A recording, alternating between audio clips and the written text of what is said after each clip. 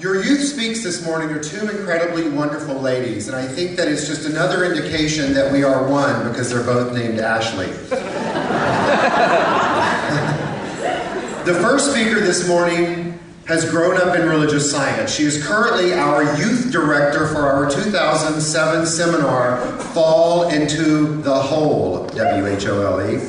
She's currently in her second year of college at UCI. She is a delightfully beautiful, giving, generous, warm-hearted woman. She has spent many, many years of her life being part of the Cosmic Kids program and giving back to them. She spent all week working with kids here. She is one of the 4 generations of the Wines family that's here this Asilomar, and her name is Ashley Wines.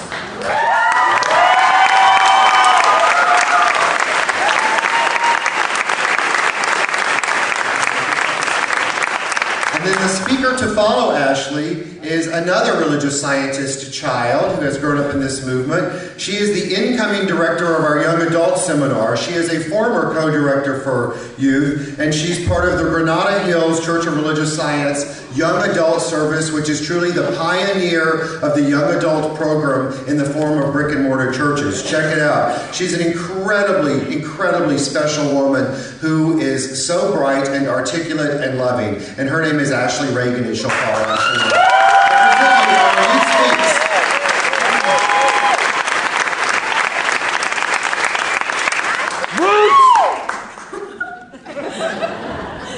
Hi, I'm Ashley, and I've been asked to tell you a little bit about our youth seminar and the impact it's had on me, but I think we should know each other a little better first. So, I'd like you to know that I'm 18 years old. I live in Idlewild, California, and like Keith said, I have been involved in religious science my entire life. I've probably been coming to Asilomar longer than most of you here. I was here in a stroller at 2 months old, and I was here for the very first Cosmic Kid program when I was 7.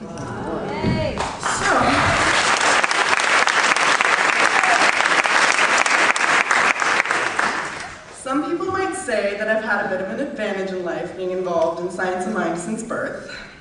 And they're right. I've had so many wonderful things happen in my life, and they've been brought to me because of this teaching, and I am completely open and ready for that to continue. So, I've heard tons of people say that, wow, what would it have been like to have this teaching when I was that age? And, I don't deny it. My life is kind of amazing. So, how many teenagers do you really hear that from? Other kids get hounded about money and grades from their parents, and my mom sends me text messages telling me I'm perfect, whole, and complete.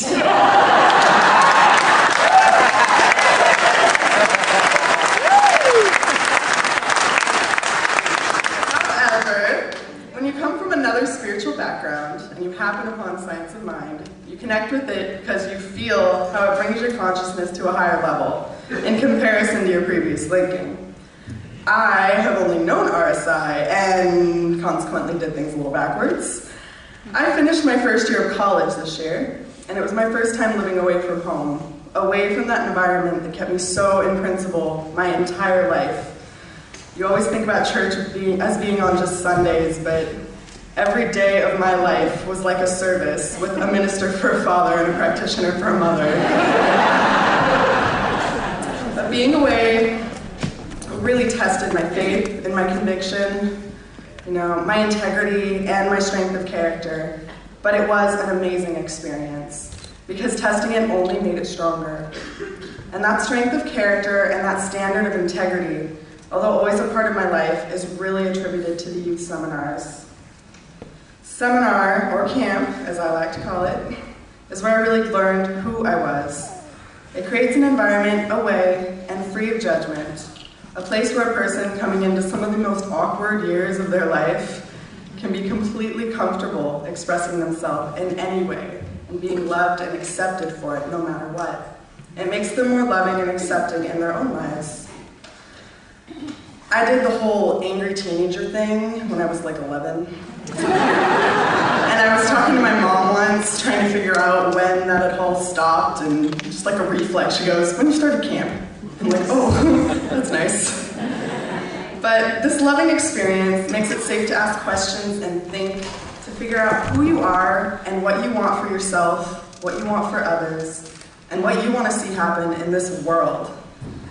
It creates a confidence in the individuals there, so steadfast that we've been called cocky.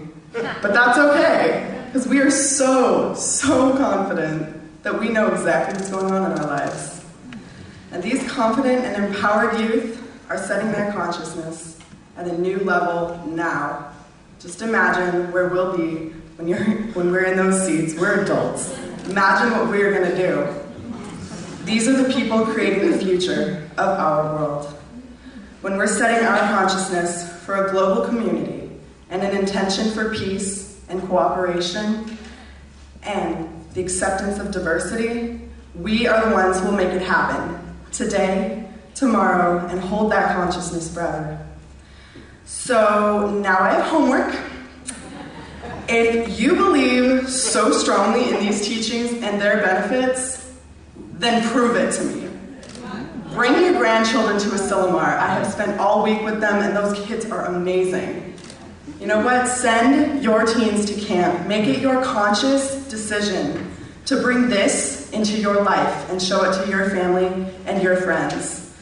I have 4 generations here at Asilomar this year. From my grandma down to my nephews who are 7 and 9.